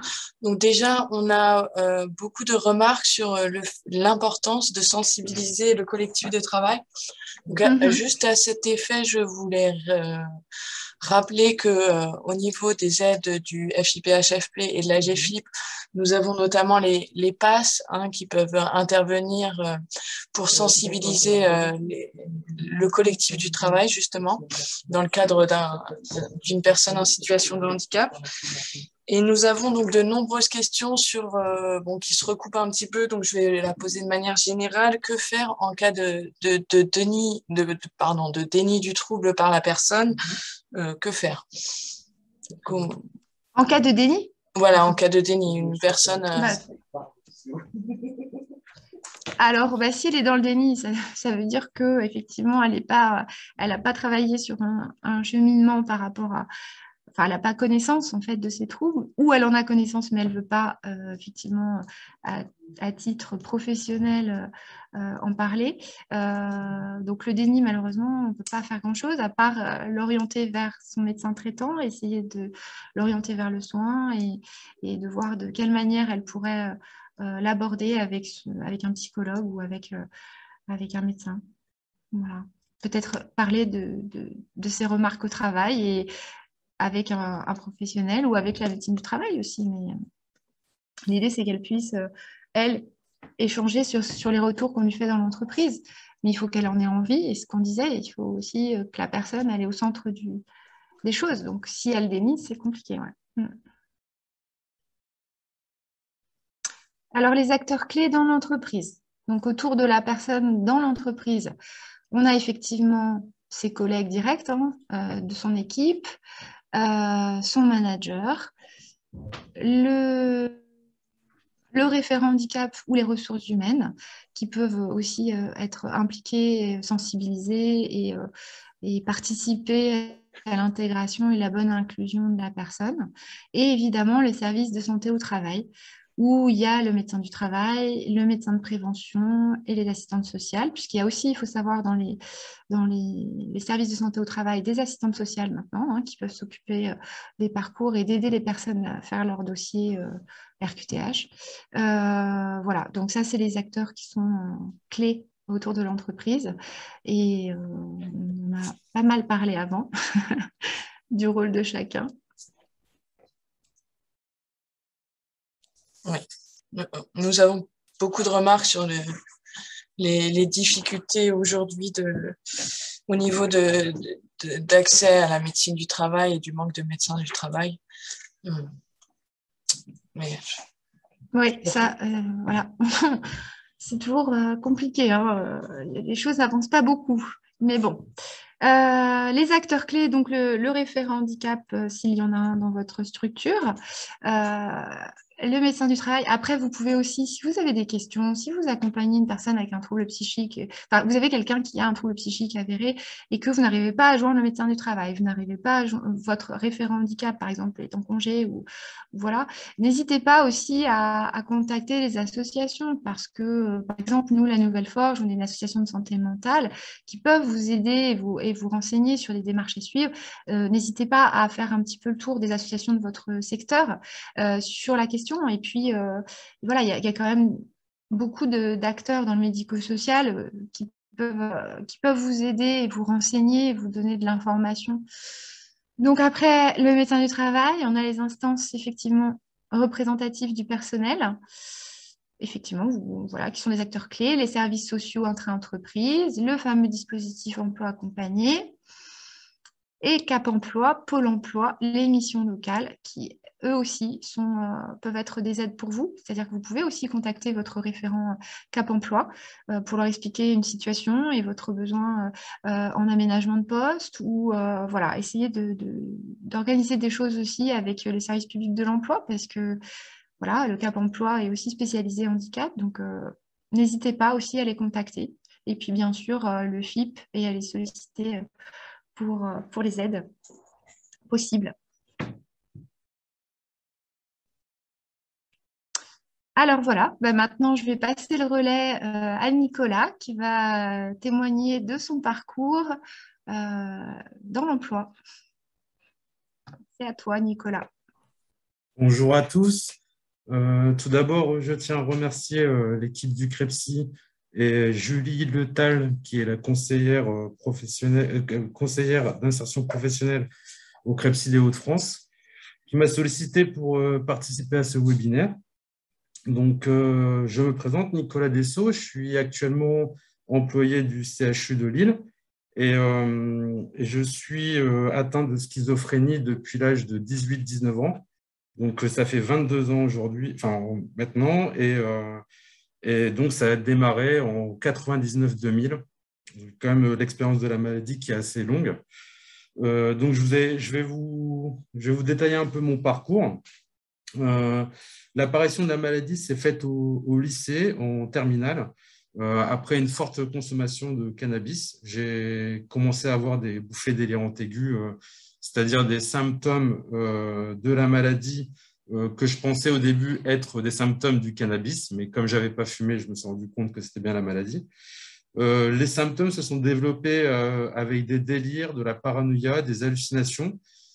J'avais un exutoire, c'est que j'écrivais toujours beaucoup. En fait, c'est un peu une activité exutoire que j'ai à chaque fois que je fais une bouffée délirante aiguë. Je me mets à écrire, etc. Donc, la maladie s'est beaucoup développée entre 2001 et 2003, où je n'ai pas été encore suivi par la psychiatrie. Donc, il s'est avéré qu'après le baccalauréat que j'ai réussi à avoir malgré les hallucinations et les délires de paranoïa, j'ai commencé mes études supérieures qui se sont soldées par 2 échecs. Une première année en psychologie à Lille 3 qui s'est très mal passée vu les conditions psychiques dans lesquelles j'étais. Et une première année en GE2I, génie électrique informatique industriel, où là, j'étais complètement dans la parano, en pensant dans les transports en commun que les gens parlaient de moi, que mes collègues de formation chuchotaient en parlant de moi, etc. Enfin, j'avais des tas d'hallucinations et de paranoïa à longueur de journée. Le seul moment où j'avais du répit, c'était pendant le sommeil. Donc, sinon, du réveil au coucher, c'était vraiment dans les symptômes positifs de la schizophrénie. Alors en plus, comme je consommais beaucoup de cannabis, j'ai commencé à avoir des relations peu fréquentables. Donc, quand je dis ça, c'est des dealers de cannabis, des marginaux et des drogués. Voilà, donc ça, c'était aussi handicapant en fait dans la vie du quotidien parce que ce n'est pas des gens qui vont vous pousser à avancer. En 2003, j'ai effectué un voyage pathologique, dit pathologique parce que l'idée de ce voyage et cette expérience a été totalement liée à la maladie. J'avais rencontré un couple d'Anglais quelques temps avant et donc là, sur un coup de tête, j'avais que 45 € en poche. J'ai pu m'acheter un billet de train parce qu'il y avait une réduction pour direction Londres et j'ai vécu pendant quasiment un mois dans la rue à Londres. J'ai dormi dans la gare à l'époque de Waterloo, à cette époque-là. J'ai dormi dans la rue. Je mangeais les restes des gens au Burger King de la gare. Mes voix avaient atteint un certain palier. En fait, là, les voix étaient tellement prégnantes que ça me déstabilisait même quand je marchais. Je manquais de tomber tellement la puissance des voix était élevée. Et en fait, comme je n'avais pas de nourriture, j'ai commencé à marcher dans les rues de Londres pendant des jours et des jours. Et je suis tombé dans les pommes une nuit. Je suis tombé en tombant sur le trottoir. Je me suis fait une blessure au crâne. Et en fait, il y a quelqu'un qui a appelé des secours. J'ai été hospitalisé à l'hôpital de Londres. Donc, le médecin qui m'a accueilli à l'hôpital de Londres m'a fait une prescription pour un accueil de jour pour SDF. Donc, j'ai pu bénéficier d'un lit et d'un repas pendant 24 heures. Et en fait, là, j'ai réalisé quand même qu'il était temps que j'appelle un ami pour sortir de là. Donc, j'ai fait la manche, j'ai récupéré un peu de sous pour pouvoir téléphoner. J'ai téléphoné à mon ami Damien, qui est toujours mon ami actuellement, qui est un ami d'enfance. Il a pris le premier train pour Londres et est venu me chercher. Et je suis sorti de ce voyage pathologique grâce à Damien. Et en fait, quand je suis revenu en France après ce voyage pathologique, j'ai compris en fait que j'étais dans une détresse psychique importante parce que j'étais dans une souffrance profonde. Et en fait, c'est là où j'ai dit il faut absolument que j'en parle à mes parents. Donc, mes parents sont venus à mon appartement. Donc, je vous laisse imaginer l'état de l'appartement à l'époque, sans dessous, vraiment délabré. Mes parents se sont tout de suite inquiétés. C'était la première fois aussi que je me confiais après presque 3 ans d'épisodes psychotiques. C'est la première fois que je me confiais en disant que j'entendais des voix, que j'étais parano, etc. Et donc, ma mère m'a emmené au CMP à l'époque d'Armentières, à côté de Lille. Donc, je suis allé au CMP, mais j'étais encore malgré tout dans le déni. Et donc, ma mère a fait appel à l'HDT, à l'hospitalisation par demande d'un tiers, en accord avec le psychiatre. Et j'ai eu ma première hospitalisation donc, en 2003. Une hospitalisation qui s'est très mal passée parce que je n'étais pas consentant. C'est les infirmiers qui ont dû me chercher à mon appartement pour emmener de force à l'hôpital. Donc, j'ai mal réagi en arrivant à l'hôpital, en faisant une esclandre, en expliquant que j'allais appeler un avocat, etc. Et vraiment pas content. Donc, je tiens à dire aussi que la psychiatrie a évolué depuis 2003. Ce n'est plus la même psychiatrie à l'heure d'aujourd'hui. Mais à l'époque, quand un patient avait des comportements comme ça, où il s'agitait devant les autres patients et qui faisait des esclandres, j'étais attrapé dans un couloir avec 5-6 infirmiers qui m'ont bloqué. Ils m'ont attaché à un lit avec contention pieds et poings attachés au lit. Ça a été pour moi un traumatisme parce que c'est très choquant d'être attaché à un lit. Et j'ai eu une piqûre d'aldol. Ceux qui connaissent, en fait, l'aldol est un neuroleptique extrêmement puissant. Donc, j'ai perdu connaissance pendant 24 heures. On a dû faire ma toilette, etc. pendant la nuit. Et donc, j'ai commencé les soins. J'ai commencé le suivi psychiatrique. donc en 2003, le psychiatre, M. Docta, m'a prescrit du Soliant en Péros, en voie orale. Il s'avère que quand vous avez des symptômes positifs de la maladie, c'est-à-dire tout ce qui est hallucination, paranoïa, etc., l'observance des traitements, prendre un traitement matin, midi et soir en médicaments, c'est très compliqué. Et donc, très vite, en 2004, lorsque j'étais étudiant en informatique, j'ai redécompensé. Et en fait, du coup, 2004, j'étais en études en informatique dans le Vieux-Lille grâce à la mission locale d'Armentières qui a financé mes études. Mais voilà, comme je n'avais pas une bonne observance du traitement, j'ai redécompensé tout de suite pendant ces études. Donc, ça s'est soldé également par un échec. Alors, en 2005, mon psychiatre m'a proposé un nouveau traitement qui a été initié par les Américains, les Belges, c'est-à-dire une injection à effet retard. Donc, c'est une injection tous les 15 jours. C'était au tout début, en fait, c'était limite un peu du test. J'ai bien voulu participer parce que je me rendais bien compte que j'avais du mal à prendre mon traitement. Et en fait, pour moi, ce Risperdal Consta 50 mg tous les 15 jours a été vraiment une révélation. Ça m'a sauvé parce que ça m'a tout de suite enlevé tous les symptômes, positifs en tout cas. Donc, j'avais toujours un ralentissement, etc. Mais au moins, j'avais plus d'hallucinations, j'avais plus de paranoïa. Et donc, ma vie a retrouvé une forme de normalité. Et en 2005, l'assistante sociale du CMP d'Armentières m'a trouvé un contrat aidé. C'est un contrat qui n'existe plus, en fait, c'était à l'époque. Les contrats aidés, en fait, c'était un contrat aidé pour personnes en situation de handicap. Donc, à l'époque aussi, ce n'était pas la RQTH, mais j'ai fait une demande de Cotorep qui m'a permis d'accès au contrat aidé en tant qu'assistant d'éducation dans un lycée hôtelier à Armentières. Et donc, j'étais embauché dans ce lycée à temps partiel. Donc, à cette époque-là, en fait, j'avais perdu mon logement à Lille et c'était ma tante qui m'avait recueilli chez elle. Et pour pouvoir avoir mon indépendance et retrouver un logement, j'ai fait un deuxième travail à mi-temps qui m'a été proposé par des amis à moi qui faisaient ce travail-là en job étudiant. C'est chef de zone dans les inventaires. En fait, c'est un métier d'encadrement des intérimaires. Donc, vous avez des intérimaires sous votre responsabilité pour biper les articles et vous les encadrez. Et en fait, ces deux métiers-là m'ont permis en fait de retrouver une vie normale. J'étais stabilisé grâce au Risperdal. J'avais une vie sociale en étant surveillant avec mes collègues qui étaient dans la même situation que moi. Ils avaient mon âge, ils avaient plus ou moins le même parcours d'échec d'études supérieures. Et puis pareil, chef de zone, je me suis retrouvé quasiment avec que des jeunes de mon âge, dans à peu près la même situation professionnelle, des gens qui ont eu leur bac mais qui n'ont pas abouti des études supérieures. Et donc, ça s'est très bien passé. Donc, j'avais assez de revenus pour prendre mon indépendance. Je dis ça parce que je trouve que ça a été très, très important que je puisse m'équiper pour un nouvel appartement, c'est-à-dire acheter le frigo, la gazinière, le canapé, etc. J'ai dépensé plus de 3 000 € pour emménager.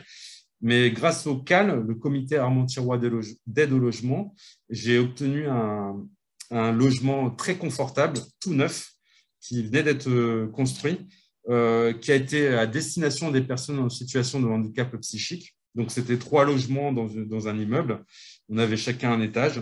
Et j'avais 65 mètres carrés, je payais 400 € par mois, plus les APL. Enfin, vraiment, c'était très confortable et je l'en remercie parce que ça m'a beaucoup aidé. Et donc, j'ai pu reprendre mon indépendance. J'avais mes 2 boulots, j'avais mon appartement. Enfin, tout allait bien. Et en fait, dans cette période, moi, dans mon entourage, j'ai beaucoup de personnes qui travaillent à l'hôpital, dont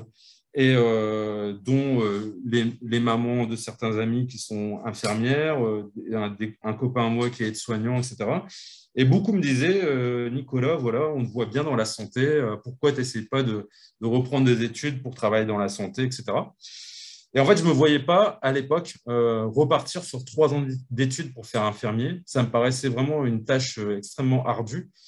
Et donc, j'ai choisi la formation la plus courte, aide-soignant, la formation de 1 an. En fait, de façon technique, j'avais cumulé assez de droits CEDIC parce que ça faisait 2 ans que je travaillais avec mes deux travails, chef de zone et surveillant dans le lycée. Et ayant cumulé assez de droits d'ACEDIC, j'avais un revenu de chômage qui était suffisant pour garder mon indépendance. Et j'ai pu partir, en ayant passé le concours d'entrée, à l'école d'aide-soignant en 2008. Et donc, j'ai pas expliqué à l'embauche, à l'entretien, que j'avais une situation de handicap. J'ai passé le concours comme une personne lambda et les études se sont très bien passées. J'ai été major de promo quasiment toute l'année. Mais à la fin des études d'aide-soignant, j'ai commencé à avoir une angoisse profonde lors de la veille du dernier examen en me disant, est-ce que j'aurai les ressources, surtout psychiques et mentales, pour affronter le stress du travail d'aide-soignant, malgré que j'avais eu la formation qui s'était très bien passée. Donc, j'ai eu très, très peur. J'ai failli louper mon dernier examen tellement j'avais eu une angoisse profonde en me disant, je ne me sens pas capable de faire ce métier pendant 30 ans, ça va être vraiment très difficile. Et puis, en fait, j'ai quand même eu de justesse le dernier examen. Donc, j'ai postulé au CHU de Lille et à l'hôpital d'Armentières. Le CHU de Lille a été plus réactif. Ils m'ont proposé tout de suite un entretien rapidement. Donc, à l'entretien d'embauche du CHU, encore une fois, je n'ai pas parlé de mon handicap parce que j'avais extrêmement peur d'une stigmatisation, malgré que ce soit un travail dans la santé. Et en fait, la DRH m'a proposé un job de brancardier parce qu'ils ont besoin d'aides-soignants pour faire du brancardage, parce que maintenant, on demande aux brancardiers d'avoir une qualification dans la santé. Et donc, le diplôme d'aide-soignant est très prisé chez les hommes pour faire brancardier. Et donc, du coup, j'ai accepté pour faire brancardier, donc en 2009-2010. Donc, à cette époque, la vie était très agréable. J'étais très heureux d'avoir un travail stable parce que depuis avant cette période-là, je n'avais pas de CDI, je faisais que des petits boulots. J'ai travaillé dans l'usine, j'ai travaillé dans les boîtes d'intérim, etc. Et là, c'était la première fois de ma vie que j'avais un CDI, j'étais même fonctionnaire. Et donc, j'étais enjoué, j'allais au travail avec plein d'entrain, toujours le sourire, toujours agréable avec mes collègues, avec tout le monde, avec les patients, etc. Et donc, je me suis fait remarquer par l'encadrement, les cadres et les cadres sub qui ont dit très vite, Nicolas, c'est un très bon élément, tous les services de soins sont très contents de son travail, il travaille vite, il travaille bien, il est agréable avec tout le monde, etc. Et du coup, les manips radio à qui je travaillais donc en imagerie médicale m'ont dit pourquoi tu ne ferais pas la promotion professionnelle pour faire manipulateur radio. Et ayant un bac scientifique, j'avais le nécessaire pour faire manipulateur radio. Et donc, j'ai postulé en interne pour le financement au CHU, donc devant le jury du CHU. J'ai su défendre mon dossier, c'est très bien passé. J'étais dans les meilleurs des candidats qui voulaient le financement de formation. Et pareil, à l'école de Manip Radio, j'ai passé ma candidature sur une vingtaine de candidats et j'ai été sélectionné pour entrer en promotion professionnelle à l'école de Manip Radio en 2010. Donc là, pareil, j'étais très stabilisé, j'avais une vie que j'estimais très agréable et très épanouie. Et donc, mes études de Manip Radio se sont très, très bien passées. J'ai été délégué de classe. En fait, comme j'étais un des plus âgés de la promotion, j'avais un rôle un peu de grand frère avec les étudiants et je faisais vraiment l'intermédiaire entre les formateurs et puis les étudiants. Et donc, j'ai beaucoup apprécié ce rôle intermédiaire de communicant. Et donc, du coup, mes 3 années se sont très bien passées, les stages se sont très bien passés. J'ai eu aucune difficulté d'assimilation au niveau quantité d'apprentissage, etc. J'étais dans la moyenne supérieure, j'avais des notes autour de 13-14 de moyenne, ça tout se passait bien. Et en fait, à cette époque-là, en deuxième année de Manip Radio, ma psychiatre de l'époque à Armentières m'a dit voilà, Nicolas, pour nous, on estime que tu vois peut-être même mieux que des gens qui n'ont pas de handicap psychique. Donc, écoute, maintenant, on va te proposer de voler de tes propres ailes, de te débrouiller. On va arrêter le suivi psychiatrique, donc plus de consultation avec le psychiatre et plus de consultation avec ton infirmier référent. Donc voilà, tu verras toujours ton médecin traitant pour tes prescriptions de Risperdal. Et on va programmer une diminution progressive de ton traitement jusqu'à l'arrêt. Et donc, en fait, cette diminution, elle allait commencer à l'obtention du diplôme de manip radio, donc en 2013. Donc, lorsque j'aurai le diplôme de manipulateur radio, on passera du Risperdal 50 mg au Risperdal 25 mg. Et en fait, dès la diminution, les symptômes sont revenus, mais de façon insidieuse. Et c'est ça qui est compliqué, c'est qu'en fait, cette diminution, je l'avais retardée déjà parce que manipulateur radio en IRM, c'est un métier très stressant. Donc, la première année, j'étais très stressé par la quantité d'informations que j'avais à digérer. Et donc, du coup, j'avais décalé à 1 an plus tard. Et là, tout de suite, et en fait, comme c'était insidieux, j'ai continué à diminuer le traitement après en passant par Péros, en voie orale. Et en fait, ce qui s'est passé, c'est que moi, j'étais dans le déni, encore une fois. Et en fait, je trouve ça vraiment triste parce que malgré l'expérience de la maladie, le système de déni revient parce qu'on s'explique toujours les symptômes d'une manière ou d'une autre et on ne les accepte pas. Et en fait, le travail de manipulateur radio étant stressant, en plus en IRM, c'est très exigeant au niveau technique, etc. Enfin, on a beaucoup de patients de réanimation, des patients qui ont des AVC, etc. Enfin, des patients à prendre en charge qui sont très lourds. Et en fait, j'ai fait un mélange de syndrome de surmenage au travail, plus la psychose qui revenait. Et en fait, là, c'est mon entourage professionnel qui s'est inquiété. C'est les médecins avec qui je travaille, les manipulateurs radio avec qui je travaille, qui se sont dit, bah, nous, on ne reconnaît pas Nicolas, il est trop bizarre, il est trop stressé, il a perdu plein de kilos. Enfin, je pesais 63 kilos pour 1,85 m, si vous voyez, donc j'étais rachitique. Tout le monde commençait à s'inquiéter. Et là, en fait, j'ai craqué lors d'un entretien avec mon cadre de santé. Et il y avait des cadres sup aussi qui étaient venus voir parce que tout le monde s'inquiétait beaucoup pour moi. Et mon chef de service. Donc là, j'ai tout de suite été voir la médecine du travail. J'ai été mis en arrêt. Et en fait, là, j'ai été hospitalisé en hôpital de jour cette fois-ci. En 2017-2018, j'étais donc en hôpital de jour. Et en fait, j'ai eu le Xéplion 100 mg. Et cette fois-ci, ce n'était pas tous les 15 jours, c'était une fois par mois. Ça m'a permis le retour à une stabilisation.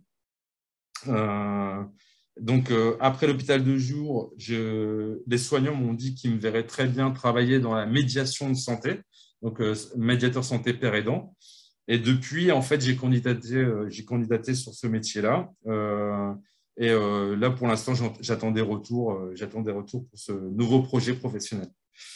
Alors, ma deuxième partie, c'est je vous expliquer lors de cette période d'activité professionnelle, justement, les relations avec les collègues et puis la hiérarchie. Lorsque j'étais assistant d'éducation et chef de zone, lorsque j'étais assistant d'éducation, je parlais de ma pathologie à la fin de ma mission. C'est-à-dire, je me souviens, il y avait 2 Émilie en collègue. Et on était à la veille des vacances scolaires, on était dans une ambiance de confiance, on était ensemble, on rigolait bien, il y avait vraiment de la complicité, etc. Et je me suis dit, pourquoi pas dire que j'ai cette pathologie. Et en fait, j'étais agréablement surpris. C'était une des premières fois que je me confiais sur ma maladie. Et en fait, elles m'ont dit, bah, franchement, Nicolas, tu as été très agréable. On a vraiment bien apprécié travailler avec toi. Enfin, nous, on n'avait même pas remarqué, etc. Enfin, du coup, ça m'a mis en confiance. Et en fait, déjà de se confier, ça faisait beaucoup de bien. Après, en aide-soignant, j'ai pas eu d'occasion de parler de ma situation de handicap. Et j'ai vécu en fait cette période comme si j'étais pas malade en fait. Parce qu'il faut savoir que dans mon parcours de soins, mon premier psychiatre m'avait dit « tu n'es pas schizophrène, tu as fait une bouffée délirante aiguë ». Et donc, pour moi, je pensais vraiment que j'allais être guéri. Et c'est pour ça que ma deuxième psychiatre avait programmé un arrêt de traitement. Il s'avère qu'après, j'ai su que j'étais schizophrène, puisque à chaque fois que j'arrête mon traitement, systématiquement, les symptômes reviennent. Donc, par contre, quand j'étais manipulateur radio, pendant ma première année et même avant, quand j'étais soignant, mon chef de service, ayant entendu de mon bon travail, de mon enthousiasme au travail, de mon investissement au travail, avait souhaité prendre rendez-vous avec moi pour discuter de mon parcours professionnel. Donc, il m'avait demandé mon CV, etc. Il a étudié un peu mon parcours. Il a trouvé ça très intéressant que j'ai fait plein de petits jobs, etc. Il a dit, ça se voit que tu es un battant, ça se voit que tu as cherché à toujours travailler, etc. Et il dit, il faut faire absolument quelque chose de tout ça. Et donc, du coup, il m'a appuyé dans ma démarche de faire manipulateur radio. Et en fait, j'ai eu un lien de confiance. Déjà, ce chef de service qui m'accueille et qui parle de ma situation professionnelle. Et je me suis permis aussi, en première année de manipulateur radio, de me confier à lui. Et je dis, voilà, monsieur Pruvot, j'ai eu des hallucinations auditives, j'ai fait de la paranoïa, je suis suivi en psychiatrie, etc. Et en fait, j'ai été très étonné parce qu'il dit, ne t'inquiète pas, je connais ça, j'ai des proches que je connais qui ont des maladies aussi psychiques. Et de la même manière, en fait, c'est très soulageant en fait, de pouvoir en parler. Ça démystifie un peu cette espèce de chape de plomb où on se dit on ne peut pas en parler parce que ça va être mal pris, il va y avoir des jugements, il va y avoir de la stigmatisation. Puis en fait, quand on tombe sur quelqu'un qui connaît, en fait, c'est très rassurant. Et en fait, je tiens à dire aussi que lors de ma rechute en 2017-2018, c'est ma voisine. Et quand on parle de personnes ressources, ça peut très bien être les voisins qui ont entendu en fait que je faisais beaucoup de bruit parce que quand on a des hallucinations, on crie après. Enfin, moi, je crie après les voix, je m'énerve, je fais du bruit, etc. Et elle disait, bah, c'est pas normal. D'habitude, Nicolas, on n'entend pas et tout.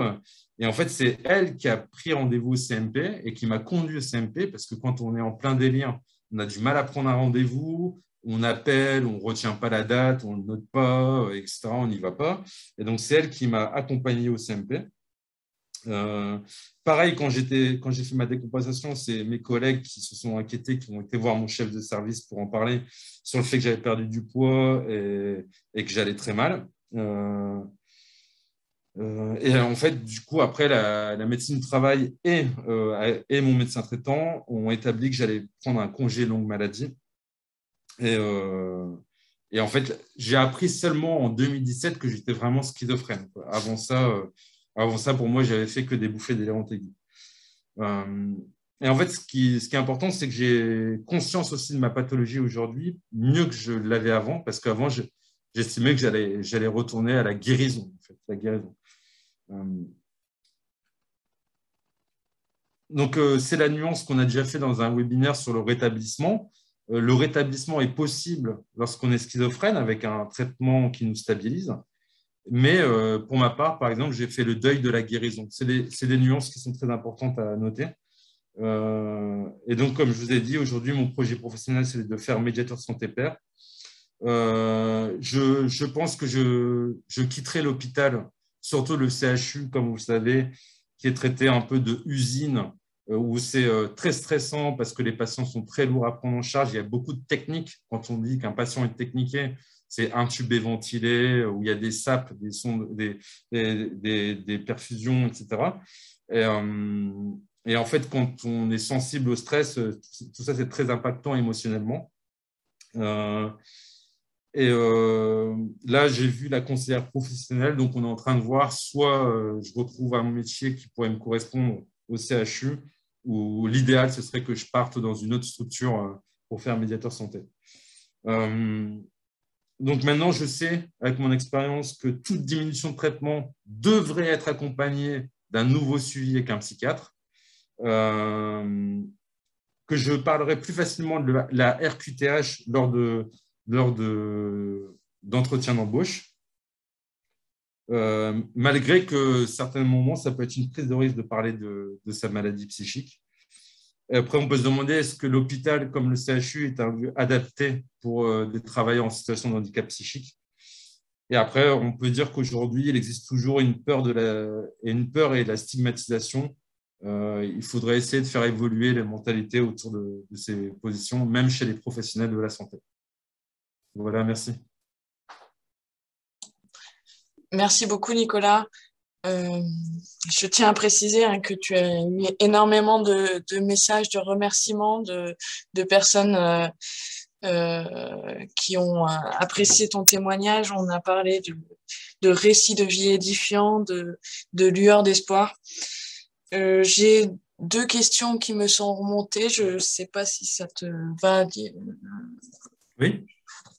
On a encore le temps. Donc, il y avait une question par rapport au service de santé au travail. Quel accompagnement vous avez pu avoir par ce service Alors, au travail, on parle du CHU. Si c'est au CHU… Oui, par la médecine. La médecine du travail, oui, tout à fait. C'est la médecine du travail, c'est-à-dire que dès que mes collègues, mon chef de service se sont rendus compte que j'allais mal, j'ai fait une consultation avec… en fait, nous, c'est sectorisé au CHR. Donc, on a un médecin par exemple, nous, on a un médecin qui s'occupe que de l'imagerie, donc il connaît bien le personnel d'imagerie. Donc, ce médecin-là me connaissait bien. Et donc, elle a vu tout de suite que j'allais pas bien et que du coup, j'ai été voir mon médecin traitant. J'ai été mis en arrêt très rapidement. Ça a été… Ouais. Et j'ai une autre question. Comment avez-vous accepté cette pathologie? À quel moment? Donc moi, comme vous voyez, j'ai eu un parcours qui est assez long sur la schizophrénie parce que j'ai commencé à avoir des symptômes en 99-2000 lorsque je passais mon bac.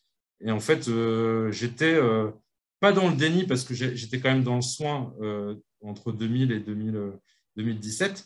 Mais en fait, j'étais toujours dans l'espoir de pouvoir guérir. Et donc, comme si c'était qu'une période, quand on apprend qu'on est vraiment schizophrène, c'est quand même un coup de bambou où ça fait vraiment mal au moral. Et en fait, on peut même se demander si mon parcours n'aurait pas été différent si j'avais su plus tôt que j'étais schizophrène. Dans le sens, est-ce qu'on ne se serait pas découragé sur certains moments? Moi, j'ai quand même repris des études d'aide-soignant où franchement,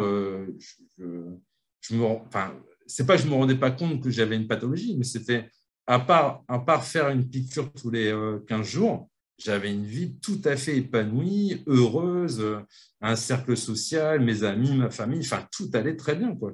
Ma vie affective aussi se passait très bien. Enfin, du coup, je pense qu'il y a un double effet de l'annonce, c'est qu'elle peut aussi démoraliser le patient en se disant ça y est, maintenant, je suis vraiment dans une situation de handicap et je vais avoir des grosses difficultés, etc. Alors que je voudrais nuancer la chose en disant, en fait, avec des stimulations, avec un rythme, avec une organisation, on peut réussir certaines choses comme je l'ai fait. Et du coup, il ne faut pas se croire trop en difficulté parce qu'on a une pathologie psychique. On peut y arriver. Peut-être que ça nous demande plus d'efforts, mais on peut arriver à travailler, on peut réussir à faire des études, on peut réussir à s'insérer professionnellement malgré des handicaps psychiques.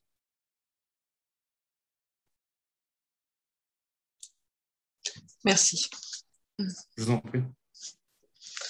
Pour le moment, j'ai plus de questions. Je ne sais pas si au niveau du chat, vous voulez en ajouter. J'avais une question qui était plus pour Madame Chavot sur la sollicitation du FIPHFP. Et je ne sais pas si Madame Chavot, vous êtes toujours là.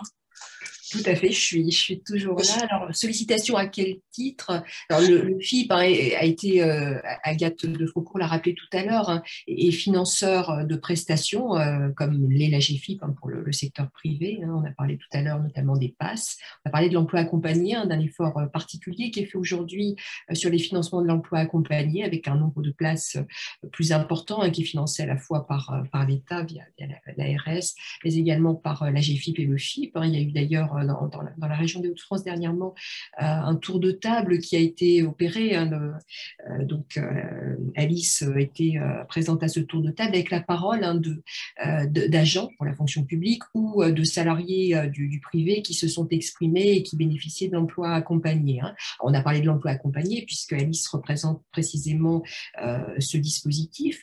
On a parlé également des PASS. Hein. Agathe Defaucourt l'a rappelé tout à l'heure, hein, des financements de ces prestations. Puis après, sur la compensation, hein, le FIP peut intervenir dans le cadre donc, du catalogue des aides. Hein. Alors, j'ai vu tout à l'heure une question, hein, qui portait sur le conventionnement du FIP. Le FIP intervient à deux niveaux. Il intervient à la fois en matière de conventionnement auprès d'employeurs de la fonction publique, hein, puisque le FIP est le fonds de la fonction publique. Donc, il intervient à partir de conventionnement dans lequel donc l'employeur exprime donc sa politique handicap et va être accompagné financièrement sur un certain nombre de points, hein, le recrutement, le maintien, la communication, etc. Et puis, le FIP intervient par le biais d'un catalogue des aides, donc pour tous les employeurs publics qui ne sont pas conventionnés. Et donc, ce catalogue des aides en permet aussi d'aller chercher un certain nombre de financements sur du tutorat, par exemple, sur des points qui vont traiter du maintien dans l'emploi. Hein, donc là, sur tous les sujets de la compensation. Hein.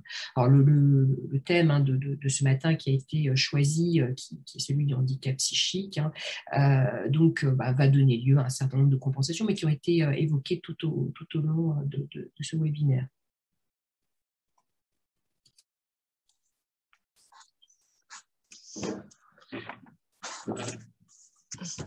Nous arrivons donc à la fin du webinaire. J'ai eu de nombreuses questions sur le support. Le support va vous être envoyé postérieurement. Il y a certaines questions auxquelles nous n'avons pas pu répondre. Nous associerons les réponses au support que nous vous enverrons. Le replay sera disponible donc du webinaire sur le site du FIPHFP, ainsi que sur celui du Handipact Hauts-de-France. Donc, vous avez l'adresse mail en dessous. Je remercie de nouveau le CREPSI, la Nouvelle Forge, Nicolas, de vos interventions. Je vous souhaite à tous un bon appétit et je vous remercie. Nous étions 490 aujourd'hui. Merci à tous. Merci à tous. Au revoir. Merci, au revoir. Au revoir, merci. Au revoir.